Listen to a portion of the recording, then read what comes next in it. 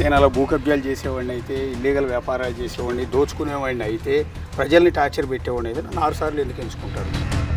TDP గవర్నమెంట్లో పోయినసారి ఎంత డెవలప్ చేశామో ఇప్పుడు వాళ్ళు ఎంత డెవలప్ చేశారో మేము చర్చకు రావడానికి కూడా మేము కూడా సిద్ధంగా ఉన్నాం. ఎక్కడికి రమ్మన్నా వస్తాం. ఇప్పుడు ఆ ఫ్యాక్షన్ తగ్గిపోయింది అనుకునే క్రమంలో కరువు, ఈ రోజుకి వాటర్ సప్లై సరిగా లేదు, గ్రౌండ్ వాటర్ లేదు, ఆ పొలాలకి సాగు చేసుకున్నాం, పొలాలకి నీళ్ళు లేవు. ఖచ్చితంగా మేము అధికారంలోకి వస్తే రోజు నీళ్ళు ఇచ్చేది కూడా మాకు ప్రధాన సమస్యగా మేము ప్రజలకు హామీ ఇస్తాము.